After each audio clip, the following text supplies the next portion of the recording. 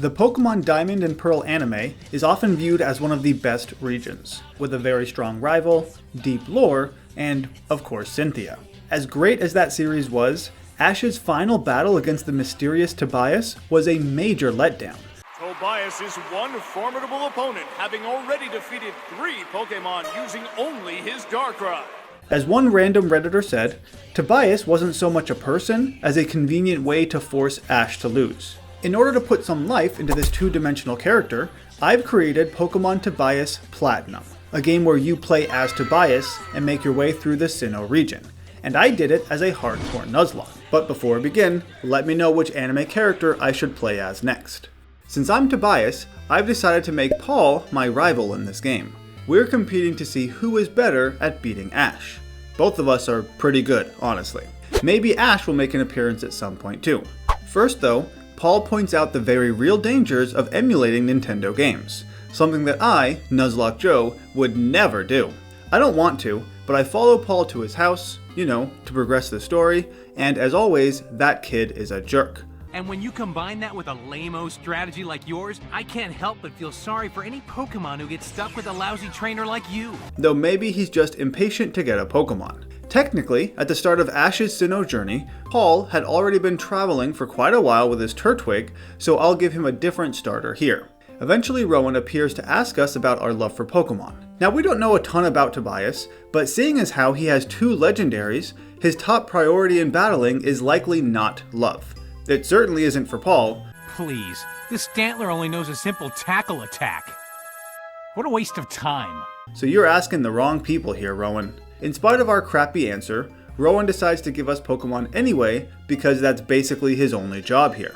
After a bit of pushback from Dawn about giving away such a rare Pokemon, I am finally able to get a starter. I clearly can't take one of the normal ones, so let's get the Darkrai, who looks like a Piplup. Like I said, the reason Paul is my rival is for us to compete to be Ash's true Sinnoh rival. But considering that Paul starts with an Elekid against my legendary Force of Darkness, it doesn't go well for him. Quit whining, you sore loser. Paul heads to Lake Verity to try and find his own legendary Pokemon, but he quickly realizes that Rowan didn't give him any Pokeballs, so we head to his lab instead. On my way to Sandgem Town, I encounter my arch nemesis, a level 2 Starly. Since Darkrai only knows Ominous Wind, a ghost-type move, I literally cannot defeat any normal Pokemon. So, we end up running away from all of these battles. Bet you didn't realize that the almighty Tobias had such humble beginnings. But that will be fixed soon enough after Rowan yells directly into my ear and hands me the TM for return. Let's test out that incredible move. With it, the newly dubbed Yami is eventually able to defeat our nemesis. Emphasis on the eventually. In order to progress the game, it's obvious that I need to win Yami's affection. What better way to do that than run around aimlessly until we get tired? After running 500 miles, and then 500 more, which is the best way to improve your friendship, I head north to begin our most difficult battle yet against little kid Tristan. His Starly is much tougher than our previous nemesis, but thanks to all that walking and a crit, 2 returns knocks it out. I find Paul in the school, but he's adamant that he doesn't need to learn anything or even get a town map. Doesn't even say thanks to me either. Though I do take him up on his offer of a rematch. Though I still only have 1 Pokemon, he now has a team of 3. Being the Starly killer that he is, Yami returns thrice on that 1 bird Paul actually kept. Take a hike. I don't need you. Getting paralyzed by Elekid would be unfortunate, but it doesn't end up happening. And Yami gets his first Omni Boost. Nice. With those boosted stats, Chimchar doesn't stand a chance. Now, you might be wondering why Paul doesn't have a Turtwig. That was his starter after all. But at this point, it's already a Torterra, and we didn't yet see it in the show, so I'm holding off on him using it. But don't you wait to subscribe to the channel and hit the notification bell. I really appreciate it. When I eventually get to Oreburgh, Paul has already beaten Roark, though his water Pokemon did basically nothing. Here, Paul sends me to find Roark myself, which I do, and thus begins the first gym battle. Geodude is immediately Ominous Winded, giving Yami enough experience to level up. Onix will survive a non-crit, but gives Yami a much needed Omni Boost. Roark wastes a potion, and then the snake falls. I did teach Yami Rock Smash, so I use it now just because, and with my defense boost, Cranidos' headbutt is pathetic, making this a simple victory for me, not that I expected it to be tough. Gardenia though, may actually be another story. First, I need to save a defenseless old man in the Valley Windworks. I was hoping for another Omni boost against Mars' Zubat, but alas, I used my luck in the previous battle. I shouldn't need it though, since Yami does have Rock Smash. But it doesn't lower that ugly cat's defense at all, and thanks to a crit, Yami gets closer to death than I would like. That was even tougher than Rourke. I make my way to Eterna City, ignoring Ash's forest shenanigans, and find Gardenia waiting for me outside. This is not going to be an easy battle. As a matter of fact, Ash loses his first unofficial fight here. But I know Tobias didn't, so I shouldn't worry so much. Some trainer names did get messed up here. Not sure why that happens, but it is what it is. Anyway, Yami gets the Omni Boost on turn 1 as Turtwig sets up Reflect. While I wish he didn't use that, the Omni Boost will more than make up for a bit of boosted defenses. Cherrim does land Elite Seed before falling, which is mighty unfortunate. That's certainly the worst move it could have used. After dodging a Stun Spore by Roserade, Reflect wears off, and Yami starts to return. He is paralyzed, but heals with a berry because I totally saw that coming. A few returns later, and Gardenia is also defeated. Paul has clearly won too, and decides to give me some advice that is generally useful. You must know you can scan the Pokemon you catch with your Pokedex to check out what moves they can use. Only when you're, actually catching Pokemon. Tobias is not about that life. Though he does get roped into saving another random dude here. Jupiter Zubat is immediately knocked out with a crit, but her Skuntank is a bit concerning. I hoped she was going to start with Poison Gas, so Yami had a Pecha Berry. The real concern here is if it starts to spam Smokescreen, there's nothing I can do because I can't swap. It doesn't end up happening though, and Yami wins with a perfect. Well, alright. On my way out of town, Cynthia wants to thank me for all of my hard work. Rather than give me a useless egg Pokemon, instead she hands me a Latios, the only other Pokemon of Tobias we ever see. So this is my final encounter. Tobias doesn't quite exemplify the Pokemon motto now, does he? But he does have 2 freaking legendaries, so I shouldn't complain. Jumping ahead to Fantina, Ash actually battles her quite a bit later in the show, but I didn't want to wait. Now you might think this would be a simple battle, but Yami still doesn't have any dark moves, so I need to rely on Ominous Wind. It one-shots her Duskull, and I totally expected Miss Magius to use Confuse Ray, which would have sucked because you can't get Person Berries just yet. But she didn't, so 2 Spooky Plate boosted wins take her out too. Haunter also falls without any real issues, so even without a dark move, I guess it was still a simple battle. As I try to leave Hearthhome though, Paul accosts me and, you guessed it, wants another battle. After all, I have 2 whole Pokemon now. He starts with Ursaring, who shouldn't be an issue as long as Dragon Breath does not paralyze. I don't want to activate Guts after all. The first hit is fine, but another breath not only fails to KO, it does the one thing I didn't want, and paralyzes the bear. With that Guts boost, Feint Attack very nearly KOs Hikari. Not a great first showing there, second Pokemon. He obviously can't do anything else, so on Paul's illegal Torterra, I pivot to the only other Pokemon I have. Torterra takes 3 hit from Ominous Wind, cursing at the fact that Yami gets the Omni Boost with the second one. Yami then gets a second Omni Boost against Electabuzz, shrugging off a low kick thanks to his +2 defense and the fact that he counts his calories. Paul obviously saved his best for last, Chimchar, who does absolutely nothing. This is the last straw for Paul, who decides to throw away that chimp like a chump. Yeah, like Torterra wasn't a big gun? Give me a break, loser. Right as I'm about to get my much needed Person Berries, Paul appears yet again in a rather pointless scene. Seriously, this whole part could have been cut without losing anything. Moving north, I find my second nemesis, a band of head-throbbing ducks. In case you haven't noticed yet, Tobias is the awesome, dark, brooding character surrounded in mystery. Basically, the exact opposite of Crasher Wake, who runs around singing about himself at the top of his lungs. Some might call that obnoxious, and I would too. Speaking of annoying things, as much as Psychic would really benefit me in the upcoming gym battle, even after exchanging all of my real money for these Chuck E. Cheese coins, I don't have nearly enough for that TM. Instead, I can get a wide lens in preparation for a new darkrai move, but that won't help for the fighting gym. Maylene may be depressed about getting absolutely wrecked by Paul. The weakest leader I ever fought, and this lightweight badge is just like you. But I'm still at a disadvantage, because the one Psychic Pokemon I have knows 0 Psychic moves. Regardless, I start with Yami to Ominous Wind Metatite. A crit Karate Chop from a choke would be concerning, but since he doesn't see an immediate KO, he slows me down with Rock Tomb instead. Not that it does him any good.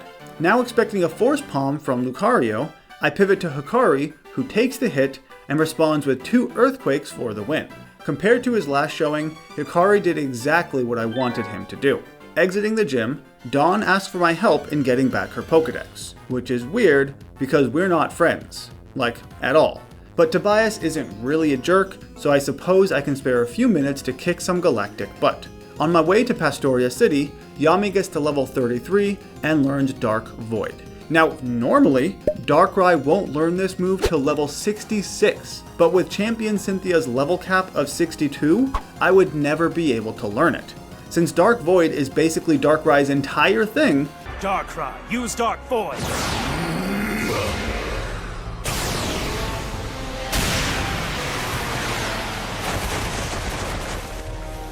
I decided to let him learn it at half the normal level. But since it only has 80 accuracy, I wanted the wide lens to make it less risky to use. It still has a 12% chance to miss, which is not great, but that's better than 20. I'm sure I'll try it out soon enough. But first, Paul wants to show off some of his new Pokemon, like Gliscor here. Thankfully, there is a move tutor past Pastoria who teaches Hikari Icy Wind to one-shot that non-poison Pokemon. Recalling our last Ursaring encounter, this time I pivot to Yami on a feint attack. Ursaring is successfully put to sleep, and between getting smashed like a rock and having bad dreams, that bear is done for. Now that Torterra is no longer illegal, I'm expecting an Earthquake, but Hikari is instead leech-seeded on the swamp. Whatever. One Icy Wind is apparently too weak, and Hikari, once again, gets somewhat close to death in a rival battle. He could try to Earthquake Magmortar, but I'd rather not risk it. Instead, Yami is feint attacked on the swamp and puts him to sleep. One Omni Boost Ominous Wind later, and it's defeated. Paul's Electabuzz still hasn't evolved yet, and Yami makes short work of him with his own feint attacks. This brings us to Crasher Wake, who tries to encourage me to win by offering a free theme song, which has the exact opposite effect, but maybe that's the point. His mind games won't work on me though. I have taught Yami Shockwave, which is strong enough to take out Gyarados.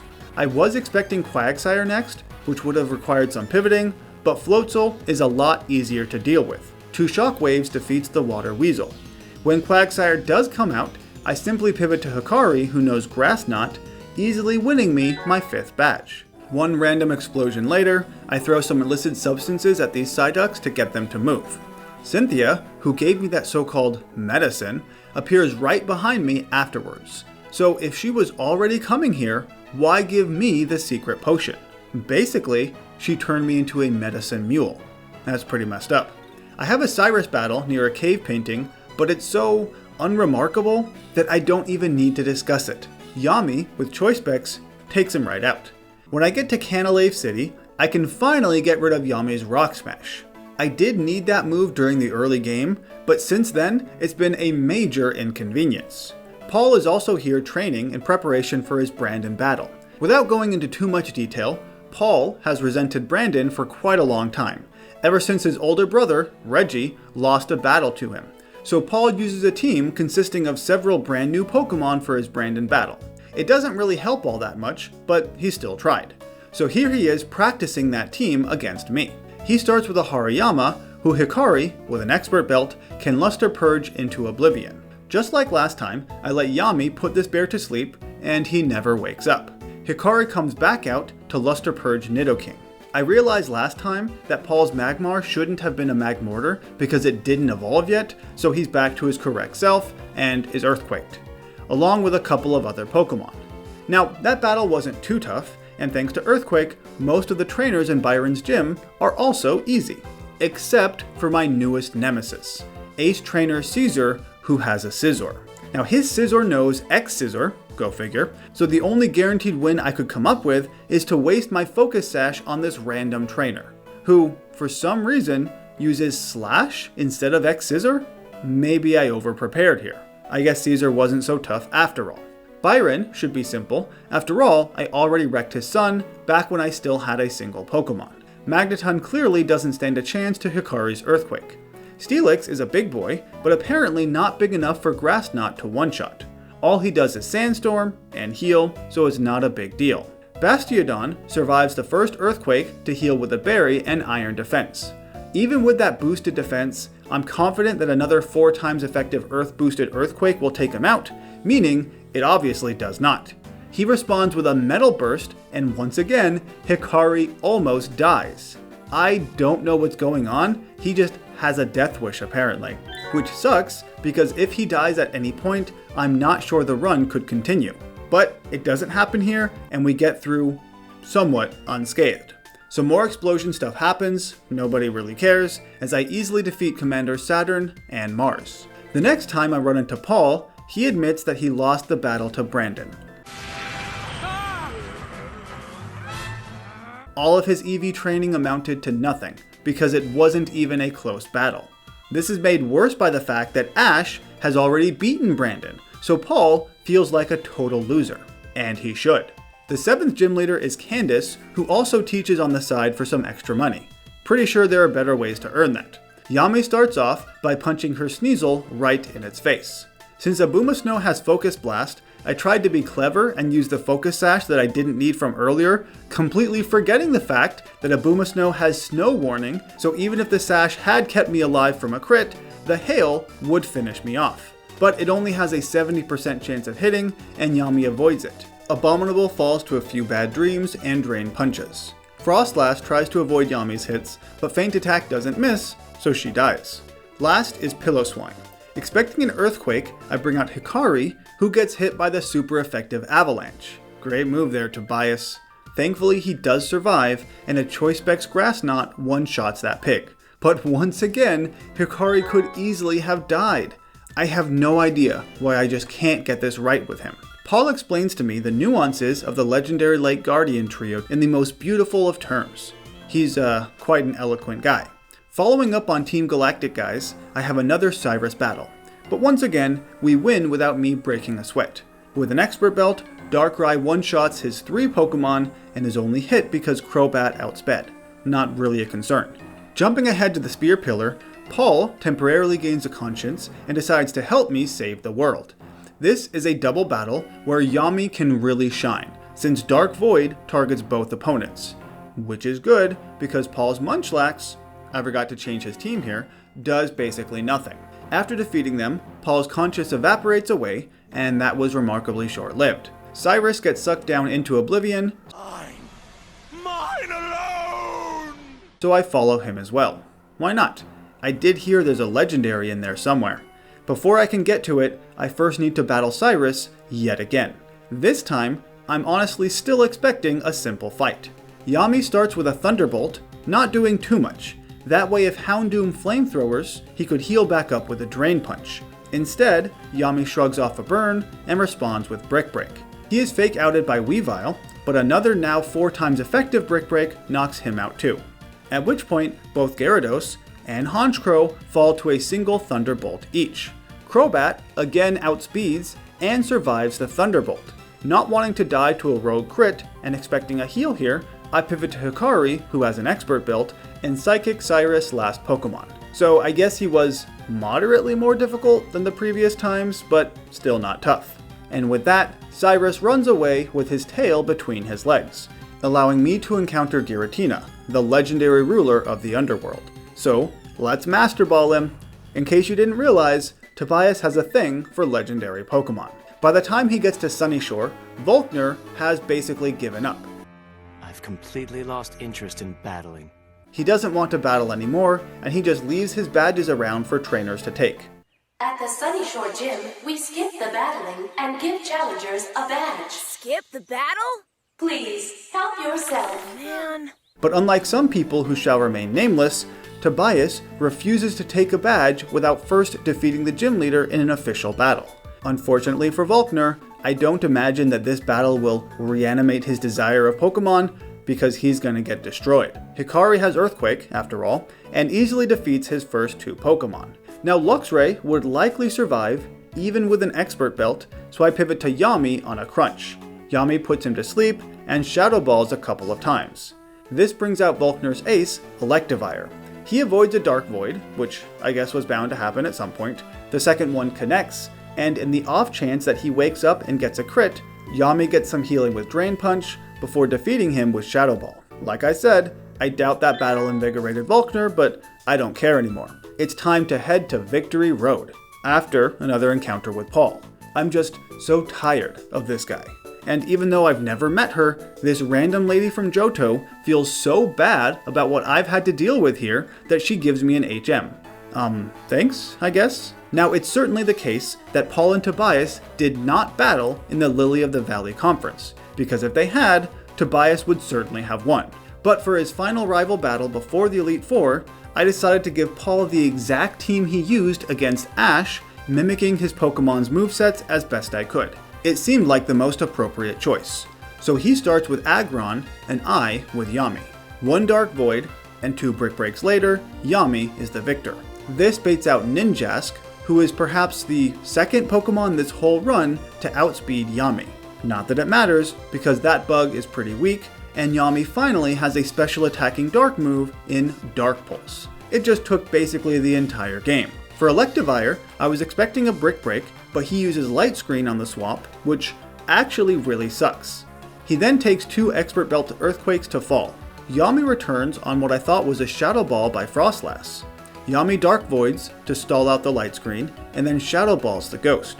Drapion here is similarly put to sleep, but quickly wakes up with a Cross Poison. Since Yami could not take a crit, and I want Hikari out anyway, I swap to him to Earthquake. Paul's last Pokemon is Gastrodon, but a simple Grass Knot by Hikari, and I have once again defeated my rival, or more accurately, Ash's rival, Paul. Get out of here, man. I hope to never see you again. Electivire is unable to battle! Now, as easy as Paul was, I have been dreading this Aaron battle for quite some time. Normally, he's a cinch, but this is not one of those times. Still, after some work, I'm confident I have a strategy against him, though it requires a bit of luck. Not Yanmega though. Hikari simply takes him out with a single Thunderbolt. He levels up, because I need all the help I can get, and out comes Scizor, my third nemesis for the second time. But this time, Hikari is prepared with a Watmel Berry and Natural Gift. You see, Natural Gift changes type and power based on your held berry, with the Watmel Berry being the strongest fire move available. Since it's based on physical attack, there is still a chance that Scizor survives the hit, but it looks like he didn't.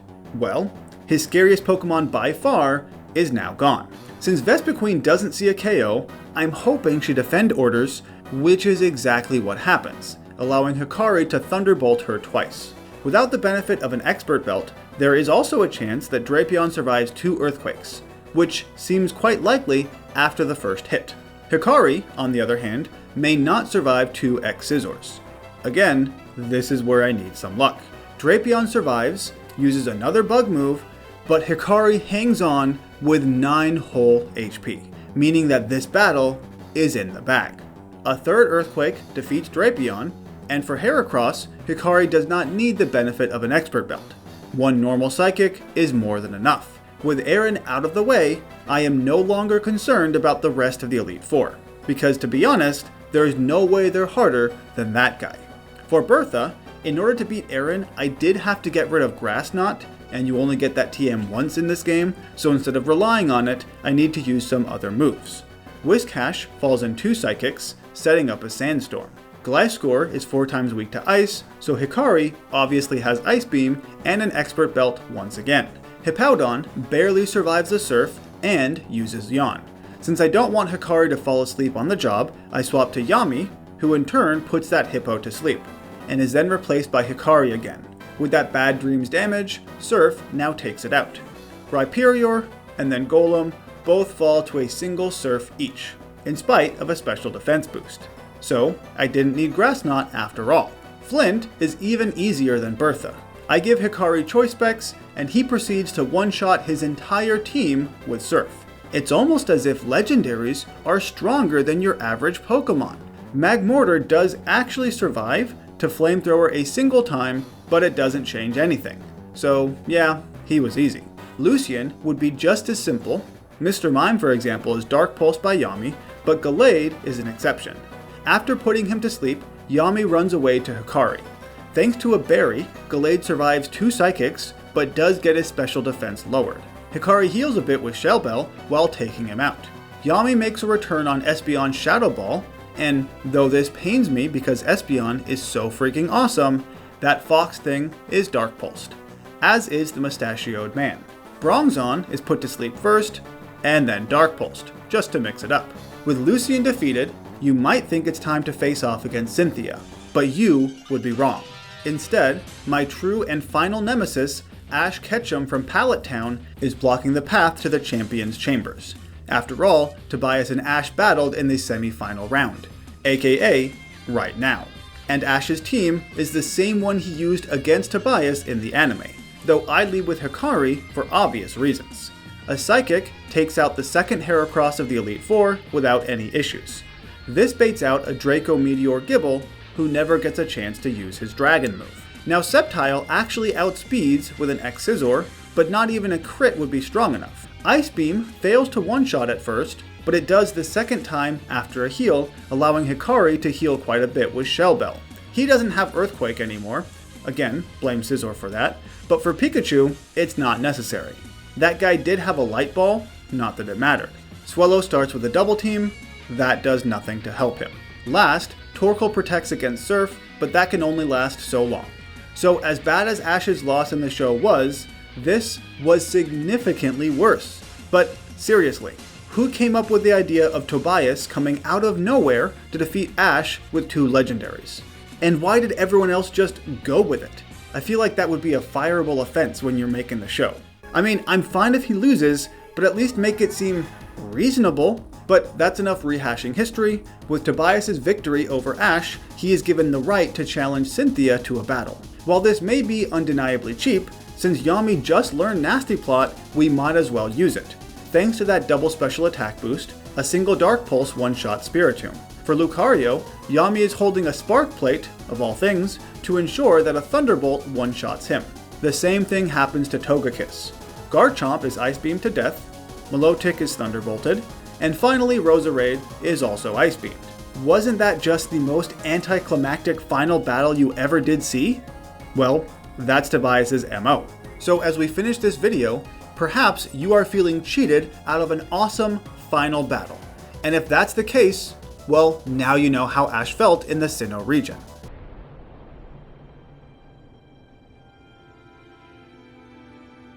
Pikachu and Latios are both unable to battle.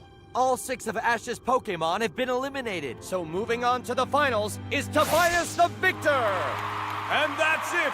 It's over! Tobias has defeated Ash and will be moving on to the finals! So my job is complete.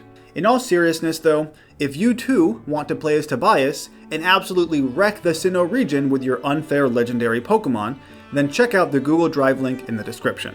I'd also like to take a moment to thank my YouTube and Patreon members for their support, because I really do appreciate it. As always, thank you for watching, let me know which anime character I should play as next, and I'll see you in the next region.